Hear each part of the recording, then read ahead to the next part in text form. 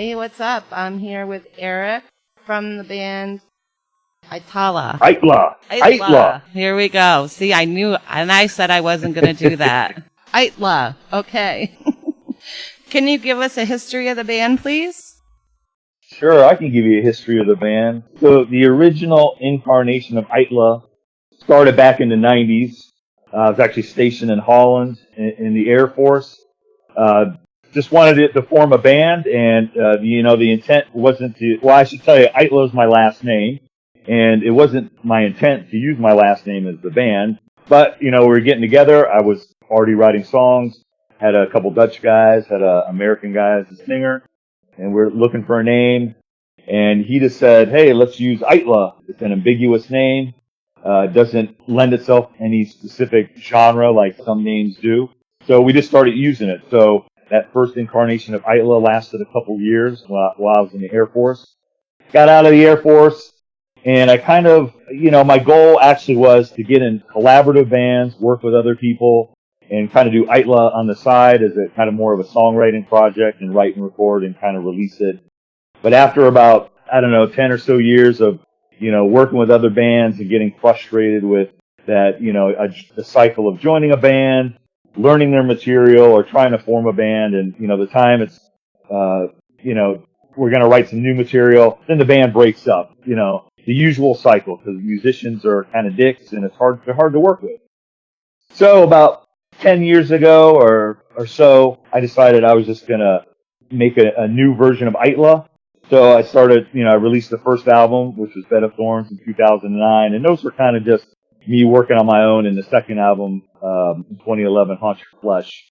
But then I decided I wanted to do a live version, so I formed the newest live version back in 2011, and then we've been playing live ever since. We have 3 other releases, Effigy in 2014, American Nightmare in 2016, and the latest release just came out a couple weeks ago, False Pretenses.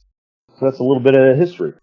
That's cool, and False Pretenses is really cool. I haven't heard of any of your other music, but what I've heard so far, it's excellent. You definitely have to go back and check out the back catalog. We'll have to get it from you, and maybe we could air it on that station here. I'll send it to you. All right, cool. Can you tell us who the current members are of the band, please? Sure. Besides myself, I'm Eric, by the way. I'm the singer and guitar player, main songwriter. We got Gary Zeus Smith on drums. He's actually been in the band since 2012. And the newest member is Ollie Lugo, and he's been in the band since about April. That's cool. I was reading back. I saw your drummer played for some pretty cool bands as well. Ollie played for some cool bands as well. So, right now, in 2019, it's the best version of Itla there's ever been. I'll have to tell you that, and I'm sure most musicians can identify, finding good bass players and good drummers is the hardest task. Now, in my life, for some reason, I've always known good drummers, but bass players have always been the bane to my existence because they would come and go, or they're difficult, they have weird issues. But now, we got the dream bass player, Ollie Lugo, one of the best guys on the Raleigh scene.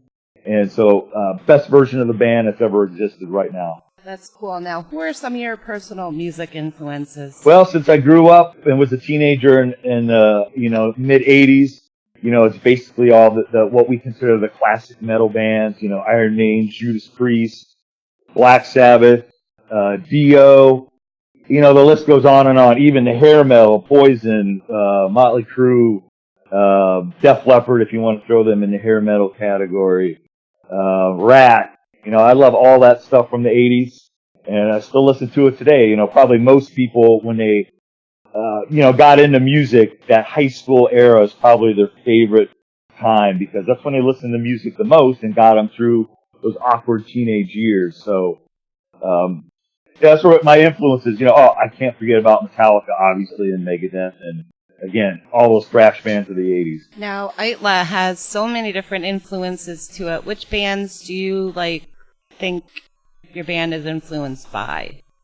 Okay, so my band influences, basically, since I'm the main songwriter, all those influences I just mentioned from the 80s are obviously in there. But I'm also subconsciously influenced by all the other music I listen to, like electronica, dance, hip hop, rap.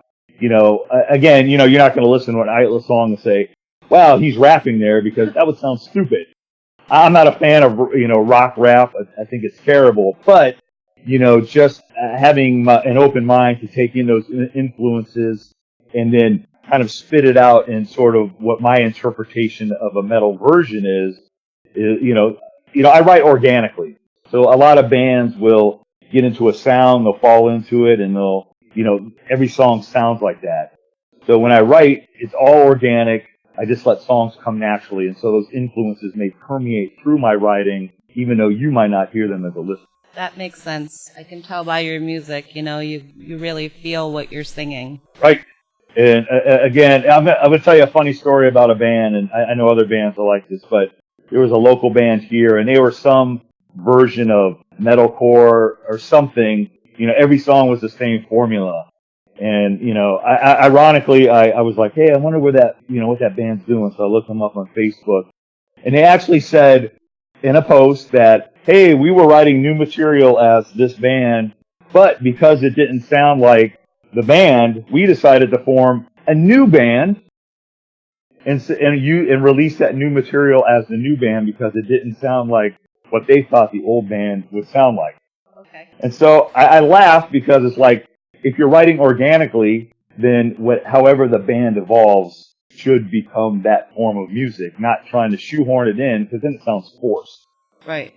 And then you're making up 55 different names for one band. Exactly, because it was all the same dudes. Wow. Okay. I guess they played a lot of live shows then, as this band, that band, the other band. Well, actually, they just broke up. So I think they got tired of, tired of each other. They can call their band Broke Up. There you go. Come up with some new music. All right, we're going to take a break here and listen to a song off your 2019 release, False Pretenses. Here's Black Coffin. Crank it up. Rock on.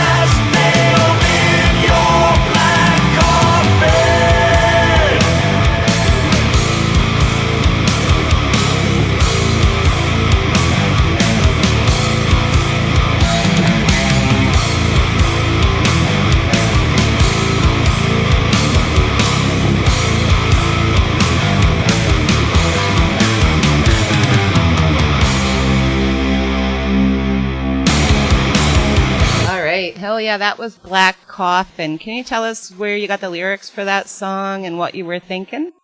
Well, basically the lyrics were influenced by kind of, just knowing shitty people in your life that try to deceive you, which is kind of the underlying theme of the album of false pretenses. So, basically just like I said, it was somebody, that was kind of doing me wrong, and I just kind of put a spin on it and just kind of incorporated those themes throughout the song. And when you came up with the name False Pretenses, how many other names did you have for the album before you decided which it was going to be? Like 20. 20?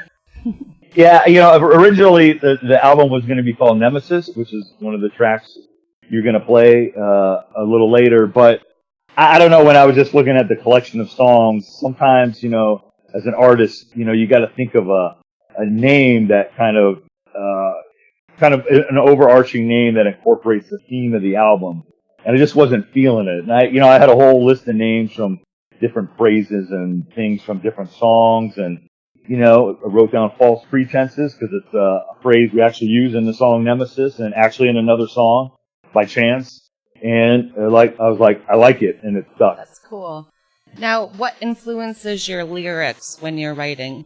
It's a lot about observation of life, and, I love the darker side of human nature, things like, the typical heavy metal themes, right? Things that are dark, demented, things like serial killers and, just the observations of the darker side of human nature. That's cool. I didn't know if there were like specific stories that you go by. Some people do that. Some people write lyrics in the shower.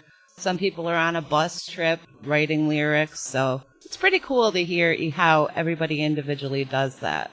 Right. Well, generally what I do is, like I'll watch TV, I'll watch quote unquote the news, however believable that is.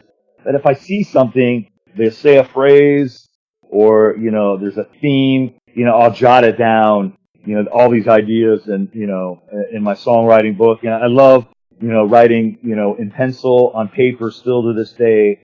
I just love that feeling. I try to write on a computer and it's just a different feel when you're using a pencil on paper. And so then I try to go back, once I start to get a bunch of themes and ideas and I just sort of incorporate them together. I usually create kind of a story in my head. Most songs have a main character. People may not hear it when they listen to the song, but in my head, there's a whole backstory usually. And sometimes songs are just a collection of words that sound good together. That's cool. Now, how many actual songs did you write for this album that didn't end up being on the album? Well, actually, 0. Because what I do is, I won't write for a while, and then I'll write a bunch of songs. I'll just, for some reason, come up with a bunch of songs. And so, for this album, well, there's one that isn't on the CD, but it's in a digital release, because I actually had 9 songs, and I've written so many songs over the years, so sometimes I'll take older songs that weren't released, which on this album was How Much Longer and Funeral Procession. And if you listen to them, they are a little bit different, but those are actually songs I wrote in the 90s. But I'll man, that's a really good song. I'll dust it off, maybe rearrange it a little bit and record it.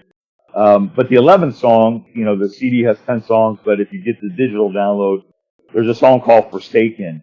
And that was a song from the 90s, but then there's a song on the album you guys probably heard called Debt. And they're actually the same music in a different key.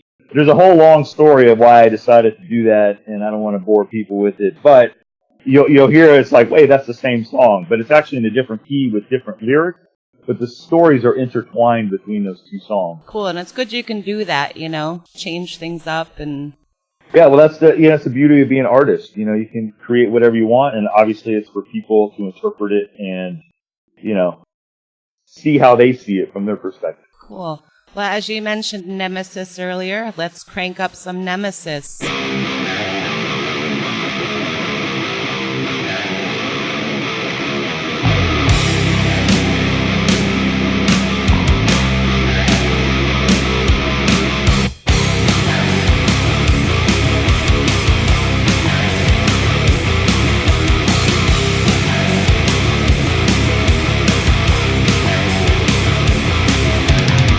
The line has been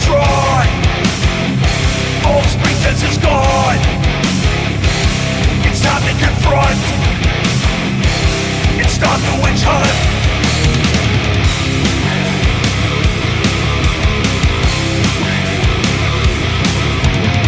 Your name is on the list. This time it won't be missed. A witness to the wrath, caught in the aftermath. Like pulling and draw, like yourself when the shore is strong. The system is rigged to ensure your failure. Guilty by design, the jury is left dumb and blind. The outcome is fixed. Shake hands with your nemesis.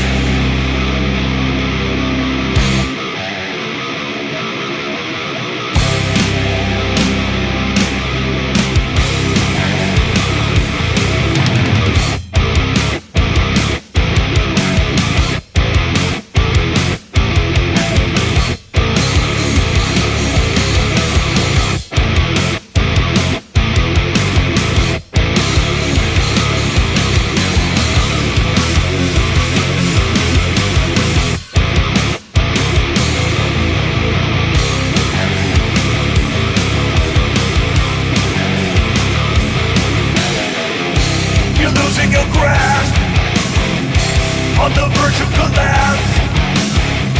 Watch Colossus fall to the ground and crawl. Like pulling and draw, like yourself when the shore is strong. The system is rigged to ensure your failure.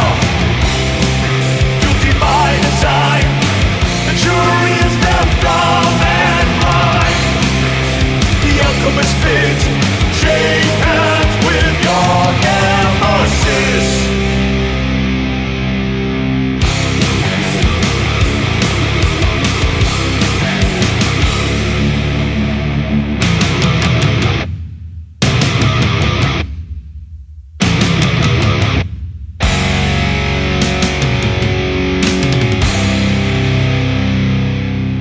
All right, that's an excellent track, and I also like the video for that as well. Can you tell us about that track, please? Sure.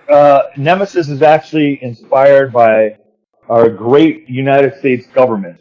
So, you see all that stuff about, Russian collusion and things like that. So what I did is I incorporated, those themes into Nemesis. So that's kind of my, I don't claim to be political one way or another. I could actually give a shit because every politician on either side is sort of, they're just, they're all liars.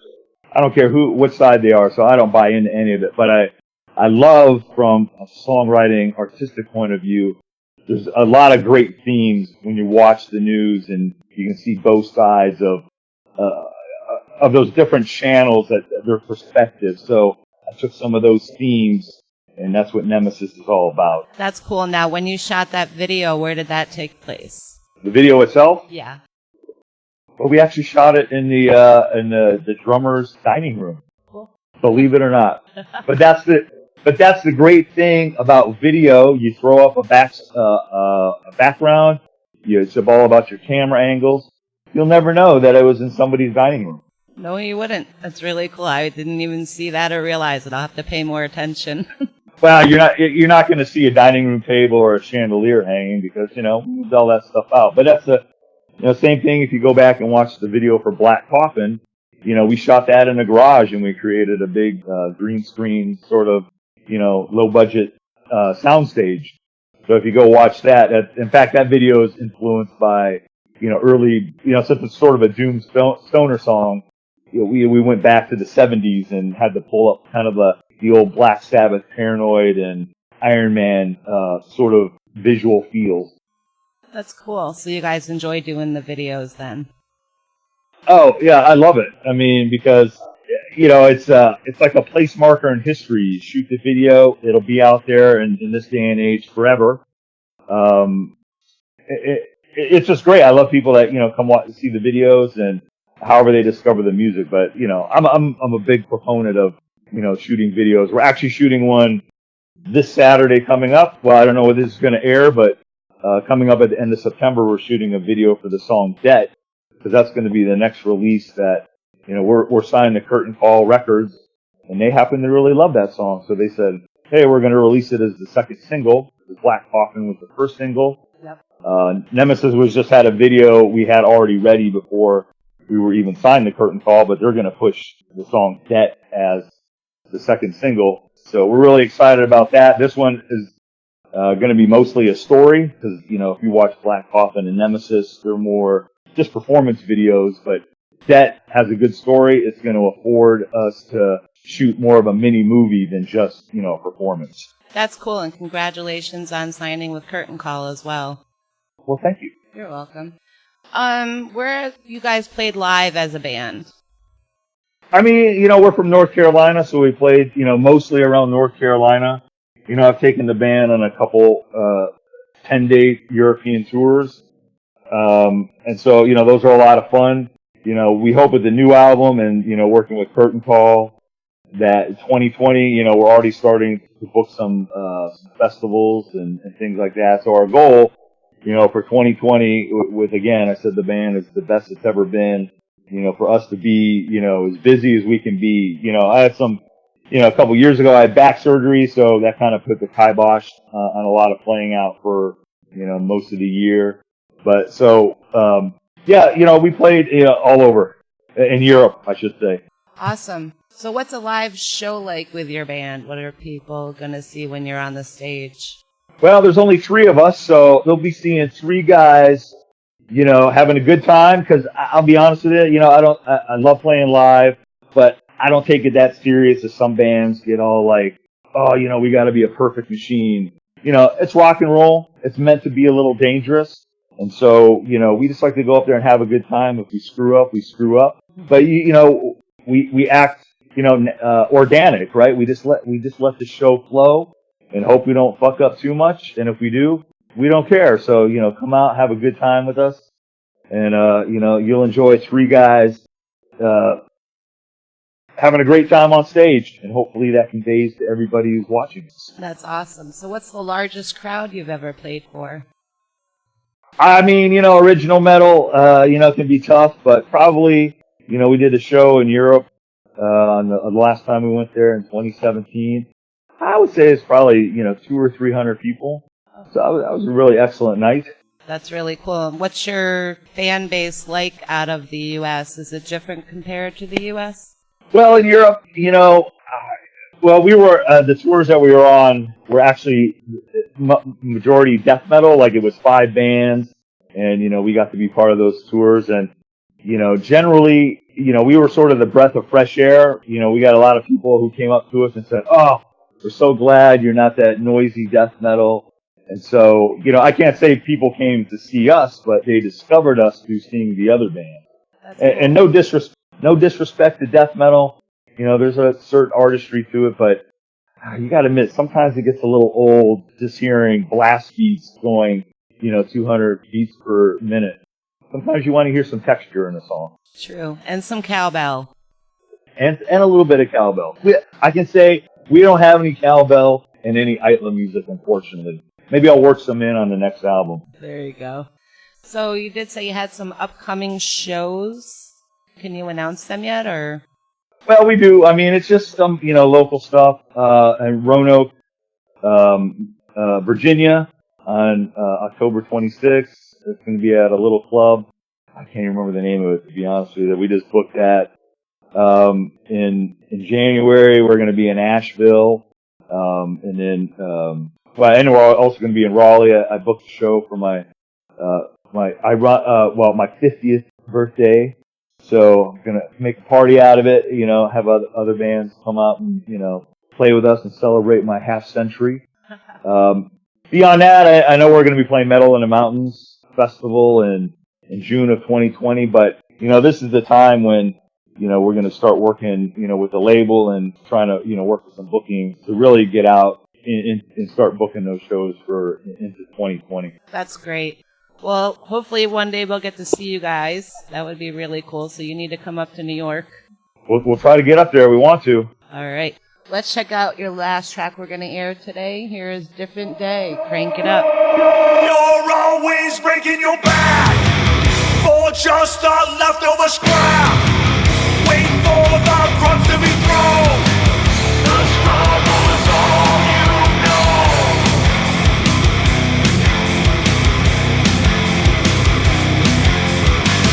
Every day you're breaking the rocks. Your hands are bloody from punching the clock. Work your fingers to the bone. You'll never reap what you have sown.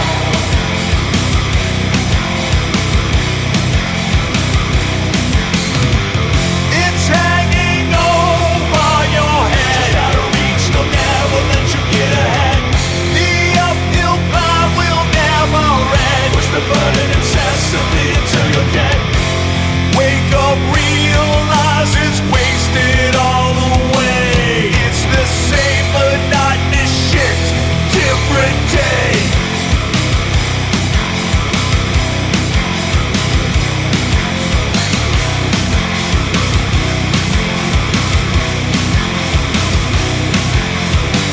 Just a self-inflicted tragedy. Save the bullshit for a eulogy. Why did you think you even had a choice? Insignificant, you have no voice.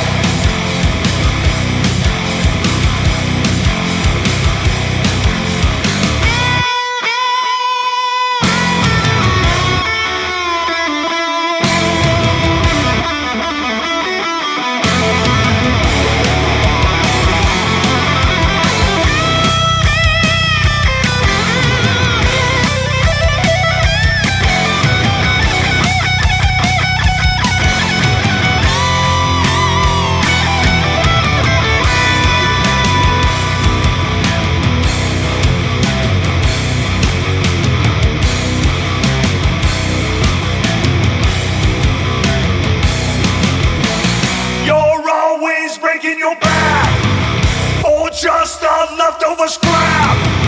Always bending over for the man. When will you take a stand?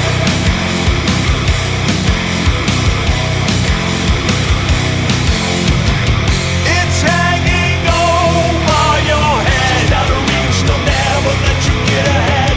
The uphill climb will never end. Push the burden incessantly until you're dead. Wake up, realize you've thrown it all away. It's the same monotonous shit, different day.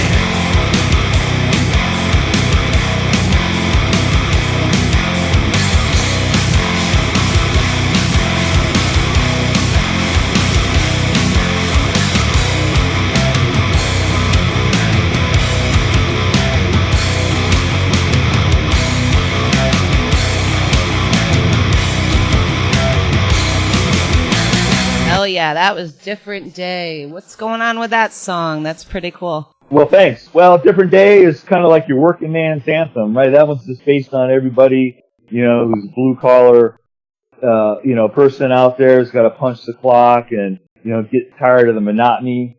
I had my time in my life where I kind of worked a production job where, to punch in at 7, you got lunch from, 11:30 to 12, and then you punched out at 3:30 and went home. Got a little monotonous, and so I was just kind of in that mindset, when I created the lyrics for that song. Cool. Now, what's a typical band practice like for you guys? Laid back, not too serious. We just get together, jam on the songs, and hang out. I mean, I guess that's probably like most band practices for, most bands. Not too exciting. It's like people don't want to come see how the hot dogs are made. They just want delicious hot dogs. That's cool. So where are your merch sites and social media sites, and where can people find you to book you or, check you out? I mean, the easiest place, we actually still have an official website, Aittala.com, AITTALA.com. And from there, you can jump off to our social media. You can search on Google and search on the band name, and you'll find everything. But, our the major social media of, like YouTube channel, Instagram, Twitter, and Facebook, it's all Aittala Music. So AITTALA music. On all those platforms will get you to our major pages. And make sure you say Itla. Itla, correct. I practice the other way very badly. And that's fine. And my whole life growing up, it got butchered, and that's fine. And I don't care if people say it wrong. They can say it however they want, unless they say Attila, because there's another band. I don't know if you guys know, but they call themselves a death metal party band. But people mix us up with them, and it's been a blessing and I'd say a blessing and a curse. But I've read where people have found us and said, "Oh, I thought this was Attila. These guys suck, man. These guys aren't as good as Attila." And then on the other flip side, I've read where people said, "Oh, thank God this isn't Attila because those guys suck." So, it does look similar, and I've been called Attila my whole life. Even in the military, that was my nickname. But hey, it is what it is, right? There's only so many words or letters in the English language. You put them together somehow, and it's going to be mixed up with something else. Amen to that. Now, do you have anyone you want to shout out there or anything you'd like to probably probably to the drummer and the bass player, to Gary and to Ollie. Just thank them for being part of the band, making the band as best as it could be in 2019. That's about it, And all the fans who discover us and have been there along the way. I guess probably to our best fan, his name is Max. And I'll tell you a little story about him is that I actually used to have, before I was doing, the official Itla band, I had a website and I would post my old recordings.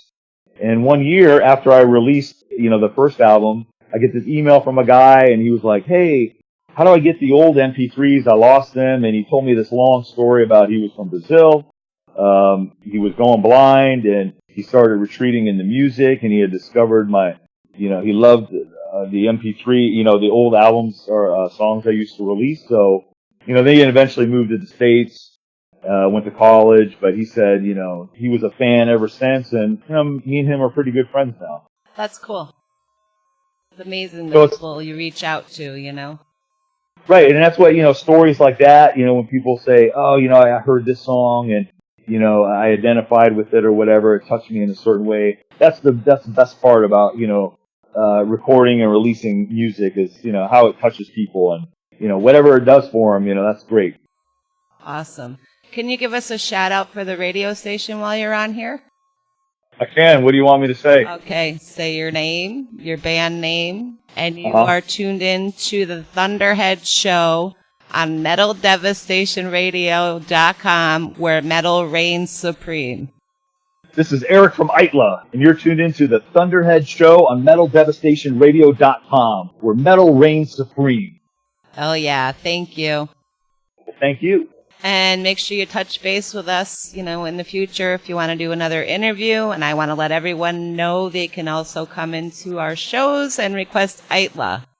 Okay. I don't know if that's part of the show or if you're just telling me that. Nope, that's part of the show. Oh. Okay. Letting the listeners know out there. Sounds great. Well, thanks for having me. I'll keep you guys in tune, when a new video comes out, probably sometime in October. I'll send you a link, and I'd be happy to come back anytime. Cool. Thank you very much again. Thank you. Cheers.